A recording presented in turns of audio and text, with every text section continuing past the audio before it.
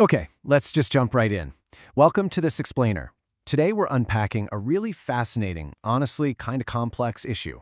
How local, domestic regulations can literally bottleneck an entire industry's ability to compete on the global stage.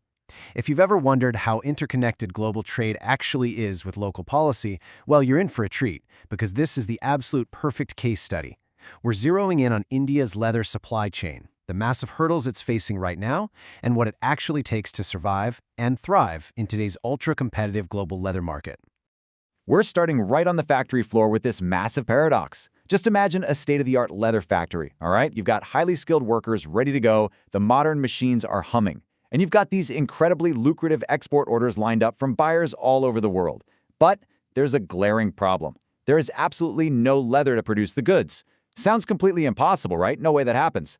Yet, this exact scenario has become a very real daily nightmare for a lot of manufacturers. It immediately begs the question, where did all the raw hides actually go? And why aren't they reaching the people who desperately need them? Because at the end of the day, when factories can't source material, they can't fulfill their contracts. And those massive global orders, they simply pack up and move to competing countries. Part 1. Mapping the supply chain. The domino effect. So to really get this, let's trace the journey. It starts with the livestock, which then moves to licensed slaughterhouses. From there, we enter the raw hide collection phase, followed by preservation techniques, salting or chilling, before finally hitting the tanneries. What this flow shows us is a literal domino effect. Any disruption at the local livestock or collection level immediately knocks over the next domino. If steps 2 or 3 even just slow down, step 5 gets absolutely starved of resources.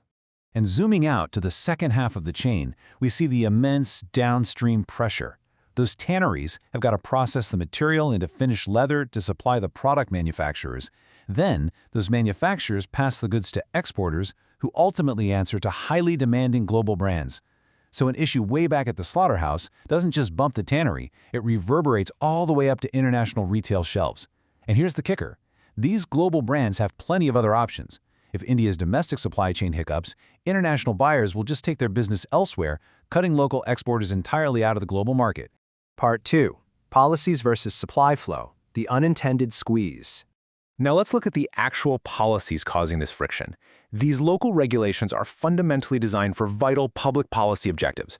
They govern which animals can be legally slaughtered, they mandate strict animal welfare standards, and they enforce hygiene, food safety, and environmental compliance. Because livestock regulations are partly administered at the state level in India, these rules can vary wildly from region to region. But the crucial takeaway here is that they are in place for public health, safety, and environmental management. They are definitely not designed to restrict leather production.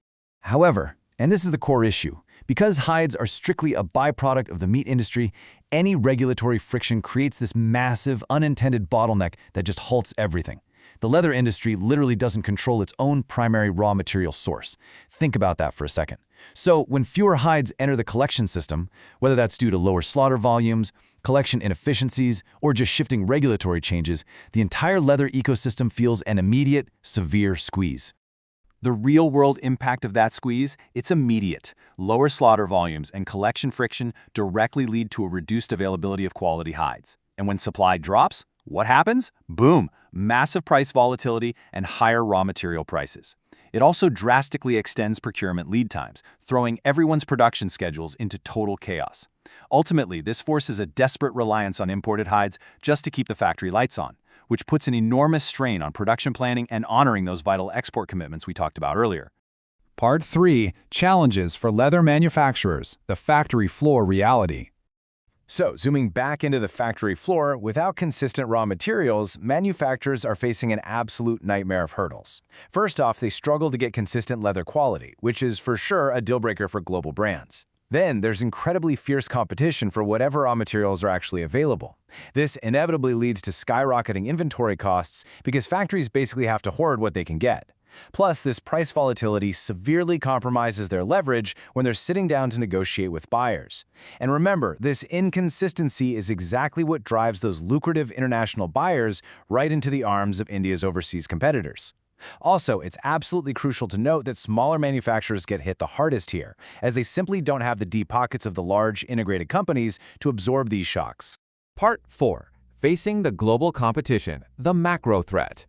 All right, let's dive into the macro picture. In the global arena, fiercely organized rivals, we're talking Italy, Vietnam, Brazil, China, they have poured heavy investments into organized collection systems, modern processing, and overall supply chain efficiency.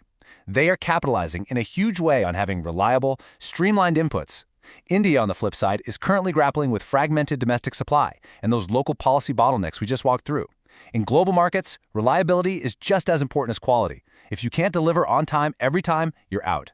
And this fragmented supply puts India at a distinct, really tough competitive disadvantage.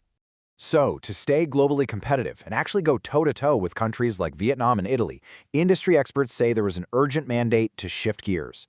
The industry absolutely must move toward better traceability, heavily modernized slaughterhouse infrastructure, and incredibly efficient hide collection. It also requires robust cold chain logistics, which simply put just means using temperature-controlled transport and storage to completely prevent spoilage before the hides even reach the tannery.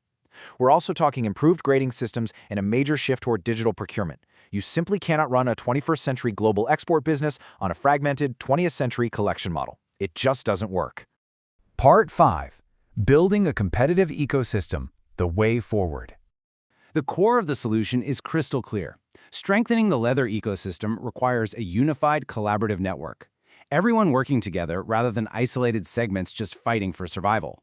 This means the government, the livestock farmers, licensed slaughterhouses, collectors, tanneries, manufacturers, and exporters all need to be completely aligned. It's like a giant puzzle. A stronger, integrated supply chain is literally the only way to benefit everyone, from the rural farmer all the way to the high-end global exporter.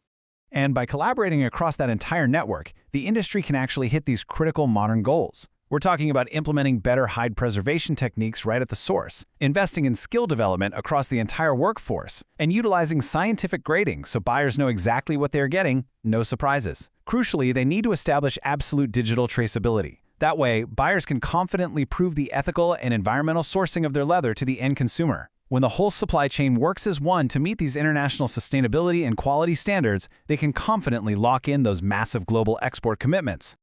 So, we've seen how a local policy, one completely designed for public health, can inadvertently starve a factory of raw materials, and how organized global competitors are just waiting in the wings, eager to step in and snatch up that market share. The leather industry supports millions of livelihoods across farming, transportation, tanning, and manufacturing. Ensuring a reliable supply of quality raw hides through responsible regulation and modern infrastructure isn't just about business, it's about survival. This leaves us with a critical, multi-million-dollar question about the future of global trade. With so much on the line, can India's leather supply chain collaborate and modernize fast enough to outpace its global rivals? It's a fascinating challenge to watch unfold. Thanks for joining me on this explainer, and keep questioning how the products around you actually make their way into the world.